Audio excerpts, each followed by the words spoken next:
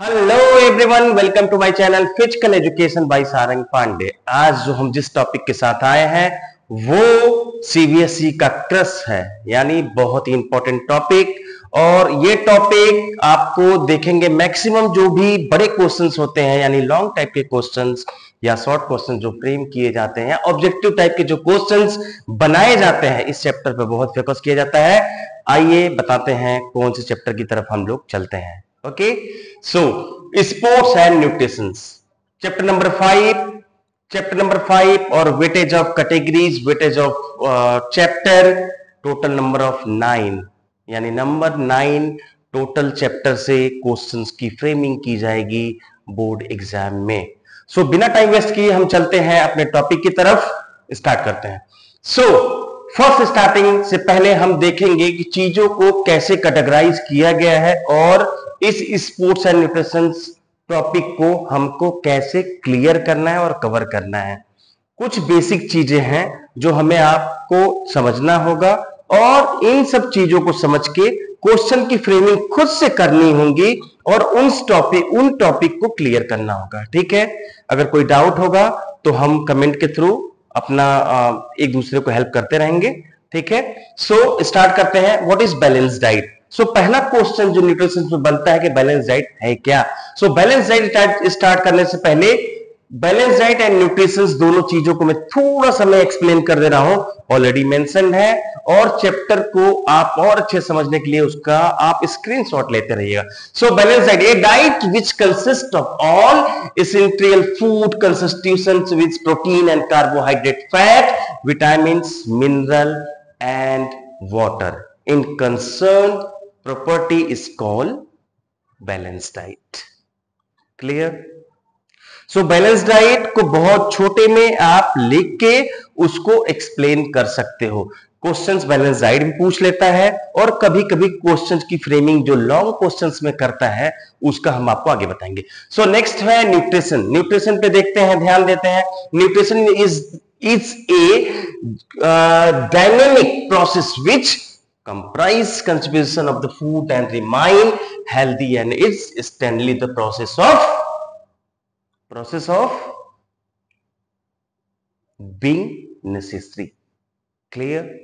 Nutrition and balanced diet, आप दोनों चीजों को समझ लें, उसके बाद आगे हम चलेंगे।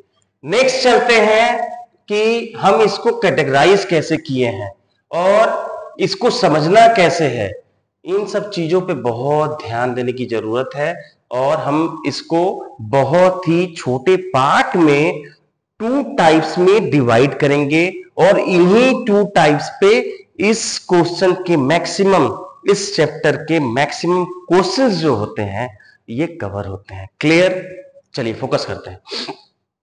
So first, nutrients. न्यूट्रिएंट्स में क्या है? मैक्रो, ये जो फर्स्ट होगा मैक्रो, सेकेंड जो होगा micro. What is macro and micro?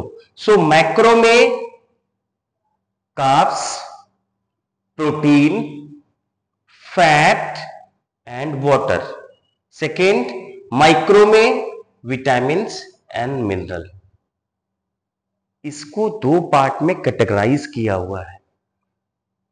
Categorise करने के बाद हम जो इन चीजों पे फोकस करते हैं वो अलग अलग फोकस करते हैं। माइक्रो की जब बात आएगी, माइक्रो को जब हम डिस्कस करेंगे तो हम कार्ब की बात करेंगे, प्रोटीन की बात करेंगे, फैट की बात करेंगे और वाटर की बात करेंगे। और जब हम सेकंड अपने उस पे माइक्रो के उस पे ध्यान देंगे सो विटामिन और मिनरल की बात करेंगे और उन्हीं को डिफाइन करेंगे। क्लियर? आगे चले, चलो आगे चलते हैं। आगे हम इसको न्यूट्रिएंट्स को कवर करने के बाद कार्ब और प्रोटीन की जो फ्रेमिंग की हुई थी उसको अच्छे से क्लियर करेंगे। देन हम आएंगे मिनरल्स एंड विटामिन्स पे। So what is mineral and vitamins? Vitamins and mineral, what is mineral? So mineral को बहुत ही सिंपली डिफाइन करेंगे और फोकस करेंगे कि mineral nutrient is the context of the nutrition and mineral is the channelized element required in incidentary nutrient by the organisms to perform function necessary for the life. Means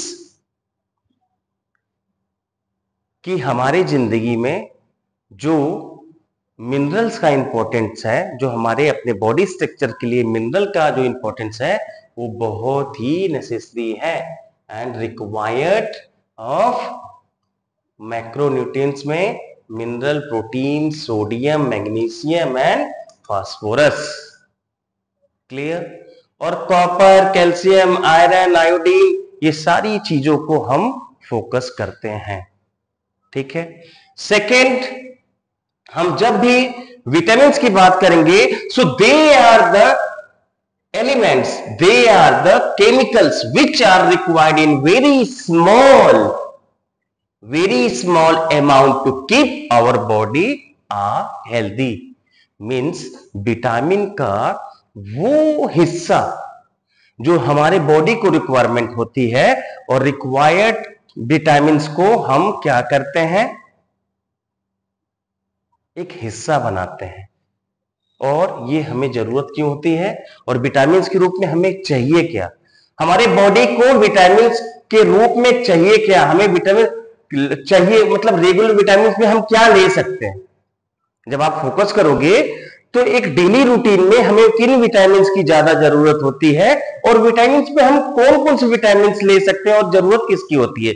so vitamin A, vitamin D, vitamin E, vitamin K, vitamin B, B12, B3, B5, 6, 12, 9, 7 वगैरह वगैरह, and vitamin C also. बात समझ में आई? आई hope कि आप समझ रहे होंगे.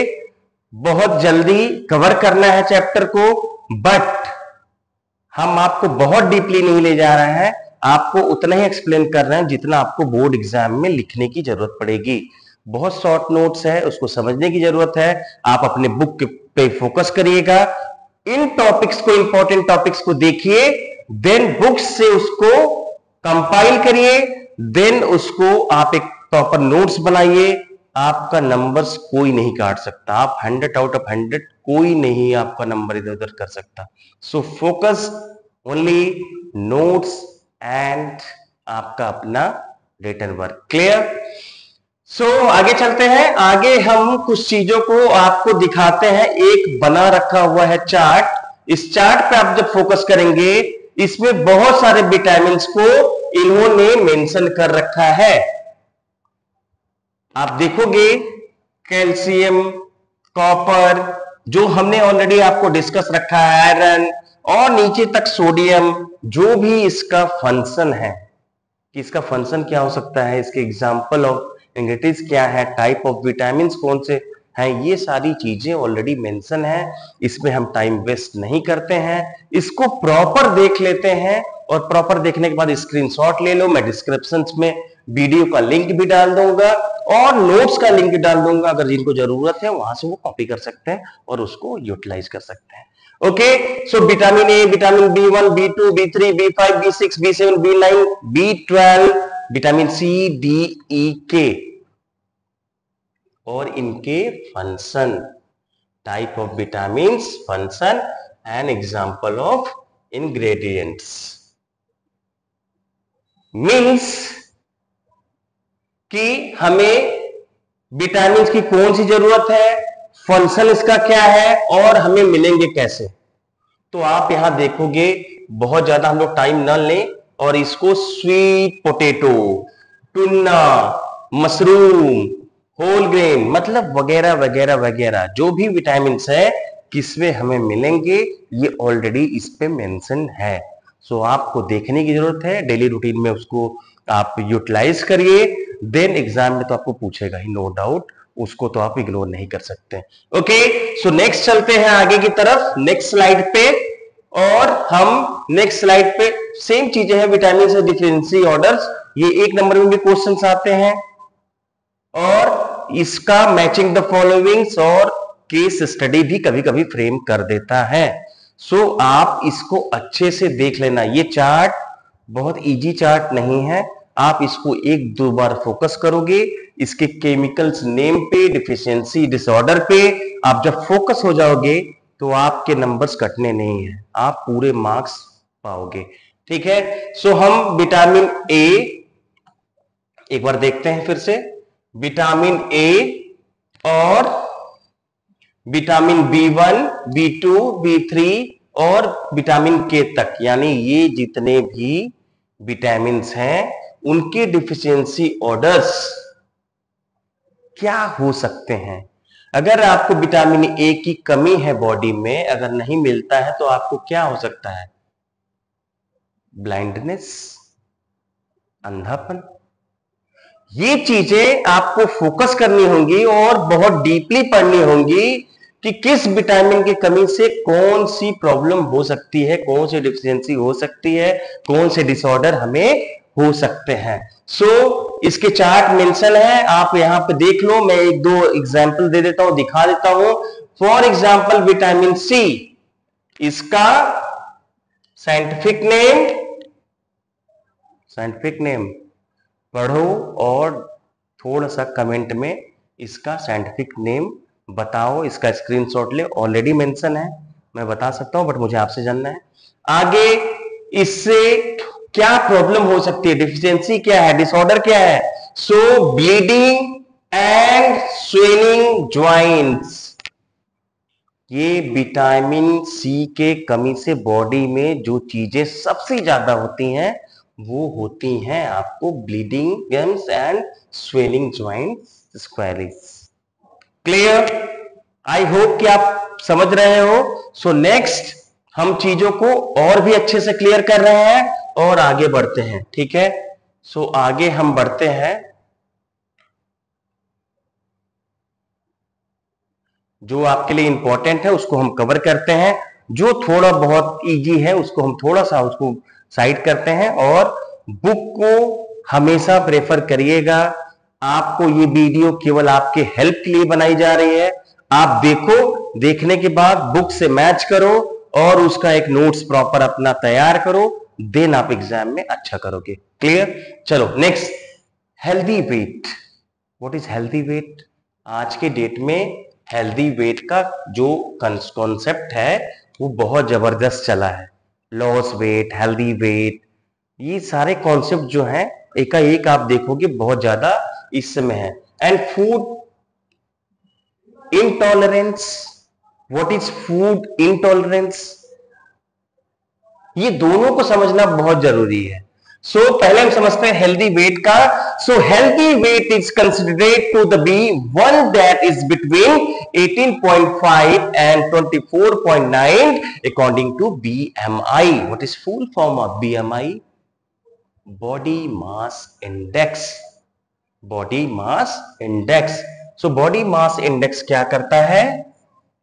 ये 18.5 से 24.9 के बीच में एक चार्ट बनाया हुआ है, कैटेगराइज किया है बॉडी के स्ट्रक्चर को, बॉडी के उसके क्राइटेरिया को कि आप किस कैटेगरी में आते हो, गुड में आते हो, एक्सीलेंट में आते हो, लो में आते हो, किस कैटेगरी में आते हो। सो बीएमआई को बहुत ज्यादा नहीं, BMI is equal to weight into kg, means हमारा वेट जो केजी में, देन हाइट बाई हाइट को हम निकालते हैं और उसके अकॉर्डिंग इस WHO द्वारा दिया हुआ चार्ट को हम फॉलो करते हैं, हमारा ये निकल आता है healthy weight. Clear? So next, food intolerance. What is food intolerance?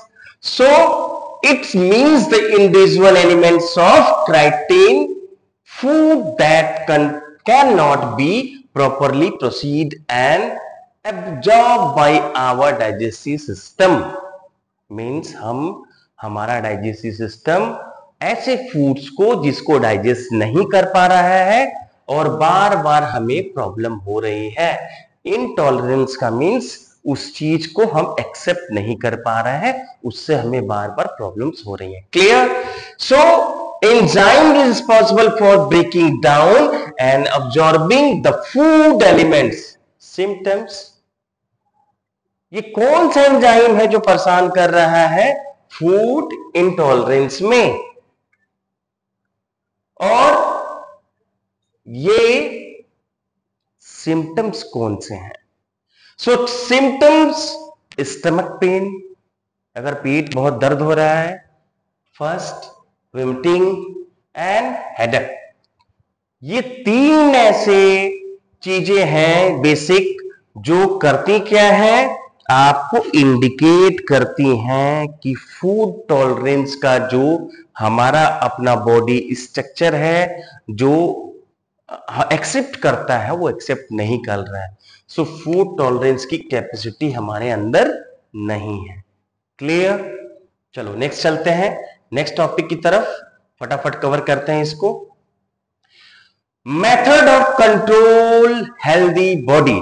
Method of control healthy body means what? कि हेल्दी बॉडी मीन्स कि हमारा वेट एक गुड, एक्सीलेंट एंड लो के अलावा एक फिटनेस जोन का जो हमारा WHO का दिया हुआ कॉन्सेप्ट है उसके अकॉर्डिंग आता है कि नहीं, मेरी हाइट मेरा वेट के हिसाब से BMI हमारा फिट बैठ रहा है कि नहीं। सो चलते हैं डायरेक्ट इस पॉइंट पे।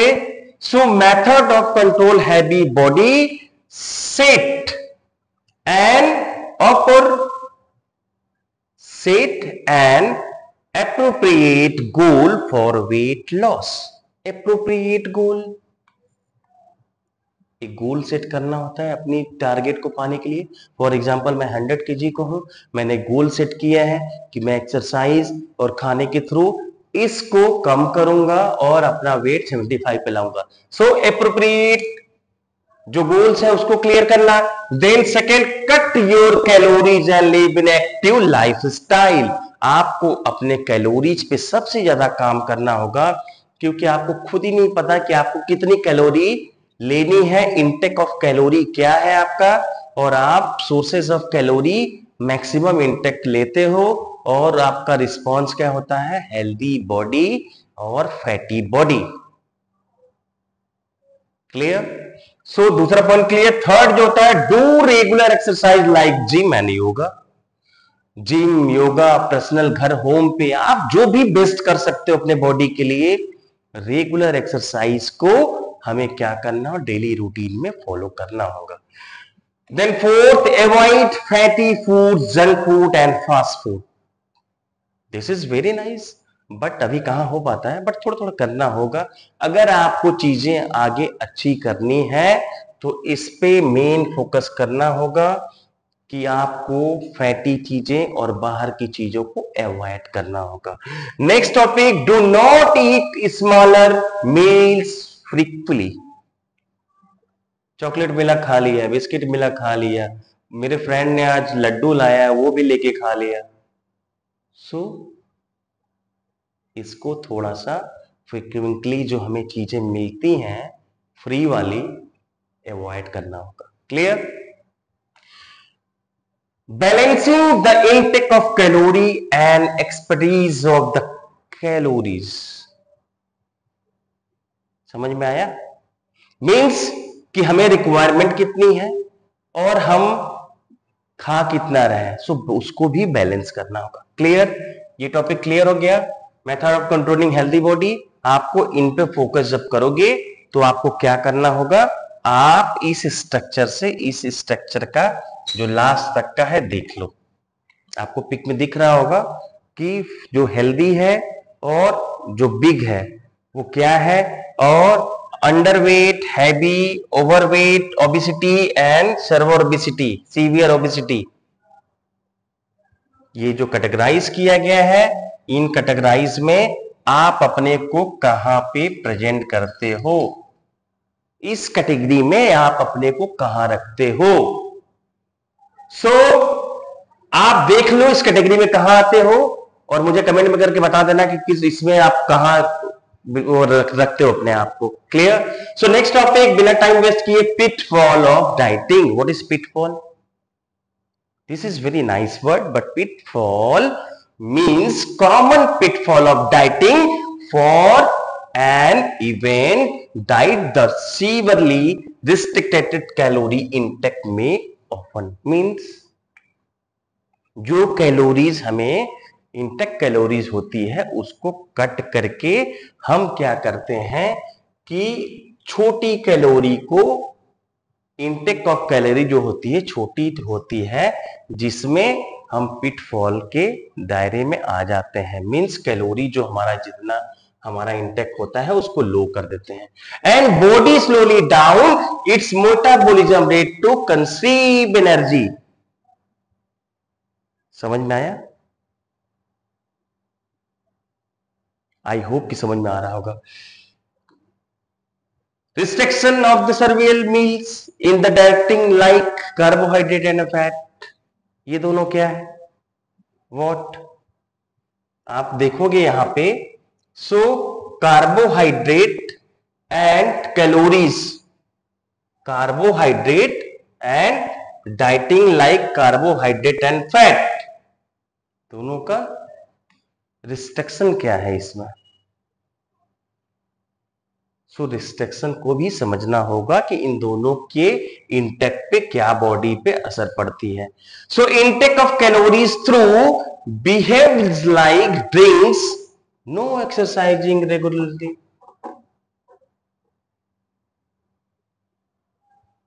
रेगुलर एक्सरसाइज भी नहीं करते। सो इन सब चीजों को बहुत ही ध्यान जब आप दोगे तो इंटेक ऑफ जो कैलोरी है वो क्या करती है? पिटफॉल में कन्वर्ट हो जाती है। पिटफॉल का मीन्स ही हो गया कि इंटेक ऑफ कैलोरी की जो परसेंटेज है, परसेंटेज को लो कर देते हैं। ठीक है। फूड मिथ्स क्या होते हैं? Food myths, they are severe food myths which are prevailing not only the Indian but all over the world. Means potato make your fat, fat free product, eggs drinking while eating, don't take milk. So क्या है ये? आप जब भी देखोगे, so immediately after eating the fish, किसके बाद क्या खाना चाहिए, क्या छोड़ना चाहिए, ये चीजें हमारे इंडियंस कल्चर में नहीं है और हम इनको किताबों में ही पढ़ते हैं और क्लियर कर देते हैं। ठीक है। सो हम उस पर नहीं जाते हैं कौन क्या खाता क्या छोड़ता है। हम नेक्स्ट टॉपिक की तरफ इसको कवर करते हैं। Importance of diet in sports, this is very important and very very important in CBSE exam. CBSE exam के लिए बहुत बड़ा क्वेश्चंस है, very important questions. Importance of diet in sports. ठीक है। So diet players A pivotal role in athletes performance and overall well-being, properly nutrient and sustained during all the stages of sports. Sports के हर एक stages पे क्या diet होना चाहिए कि sportsman का, उसको इसमें एक्सप्लेन किया जाता है। सो इसको कैटेगराइज किया गया है, 3 कैटेगरीज बनाई गई है। इन 3 कैटेगरीज को आपको क्या करना होता है? एक्सप्लेन करना होगा। आपको पूछ देगा कि importance of diet in sports, please explain pre diet plan during competition. So कुछ भी पूछ सकता है। तो 3 जो हमें फोकस करना है, pre competition diet plan, during competition diet plan, post competition diet plan. Means कि कंपटीशन के पहले मुझे क्या खाना है, कंपटीशन के दौरान हमें क्या खाना है और कंपटीशन के बाद हमें क्या खाना है। So before the event athletes should focus on consuming nutrients rich food to optimum energy level and endurance. हम वही खाते हैं जिसमें हमें रिच फूड्स, ऑप्टिमाइज एनर्जी और एंड्योरेंस प्रॉपर मिले। ठीक है। Carbohydrate should be the mandatory providing the steady sources of fuel for muscles. Muscles को कवर करने के लिए और एक परफॉर्मेंस के लिए कार्बो का बहुत बड़ा रोल हो जाता है। So lean proteins in the muscles are repairing and recovery will also supporting the immunity function. Means protein का इंटेक उतना ही इंपॉर्टेंट हो जाता है जितना इन सब का, क्योंकि मसल्स जो हमारे टूटते हैं उसको रिपेयर का वर्क जो करता है प्रोटीन करता है, ठीक है। So during competition staying hydrated in the pay amount of during sports activities to prevent performing the decline easily digestible means during competition हमें जो easily